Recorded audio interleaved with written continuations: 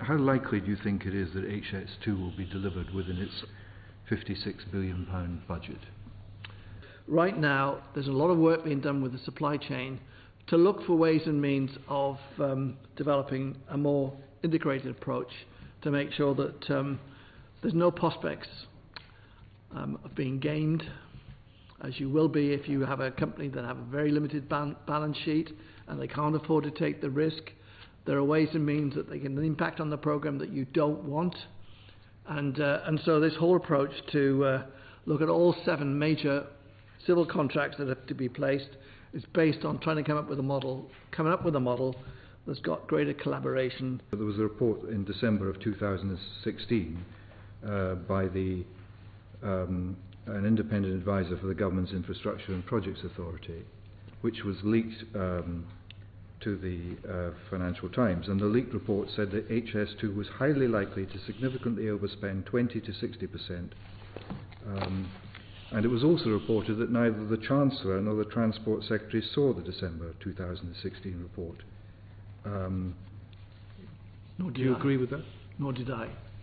Do you agree with the report? No, I don't. Yeah. Okay. And so you think it will be within budget? I noticed that you said that you didn't agree with the reports that will be double. Everybody's got their own guesstimate on well, it. I'm asking what's yours? They have a lot of work to do. So for me, you must know. I don't. Nobody knows yet. You don't know whether nobody it's going to cost knows actually what the number. All I'm saying to you is that the HS2 team will have the challenge around what I would describe as cost and time, and not least scope.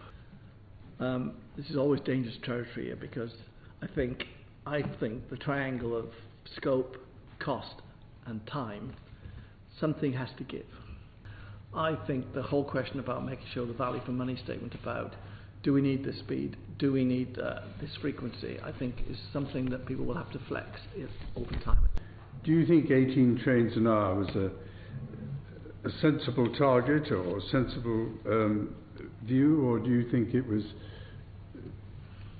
not? I can understand the arithmetic where it came from, but I think the whole question about this balance between value for money and capacity, I think will still be questioned as we go forward. But would a simpler way of putting that be that unless you have as many trains, the economic case kind of collapses?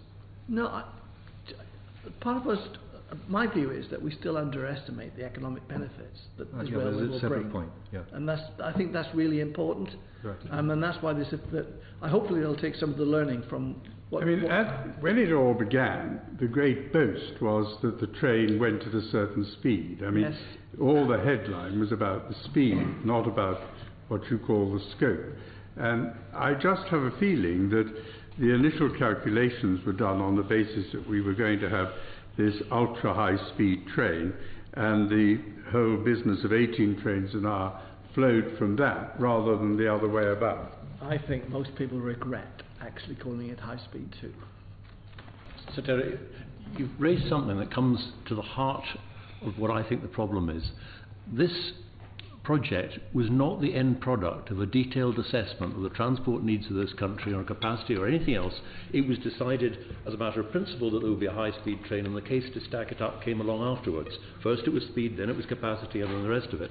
But you mentioned the lack of connectivity, the rail connectivity, in the Midlands and the northwest and northeast of England. Would it not have been better, if you were going to spend £56 billion, to have spent it, rather than looking from the south up, to starting to improve that connectivity, because then you'd have got smaller scale projects that you could manage and don't have the risks that you referred to that inevitably come with mega projects with a long period of years to actually build them. And people living in Birmingham, Manchester and the Midlands and the northwest, northeast, they could have seen the benefits rather more quickly than they will ever do. This thing is never going to get to the north of England in any of our lifetimes. I just think on these great infrastructure projects, be brave and get on with it.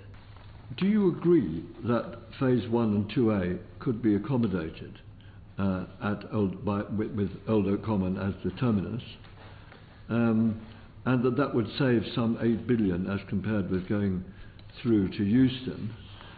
I would disconnect Euston away from Phase 1, and I would let it come as safely and as quickly as it can, and take a slightly more balanced view about, do we need to have Euston on the critical path? I personally think that's a huge challenge. I mean, I've seen some of the engineering work that's got to be done in preparation for it. It's very complex, and as a program manager, I would have liked to have seen a little bit more flexibility around the criticality of Euston redevelopment. This sounds very morbid, but just getting the ground cleared, there's an extraordinary amount of money having to be spent to actually clear the ground ready to actually start the build. And there's a lot of history there. I mean, there's tens of thousands of bodies that have to be moved away from that Euston area. Hugely challenging, more challenging, I think, than anybody could possibly have ever estimated.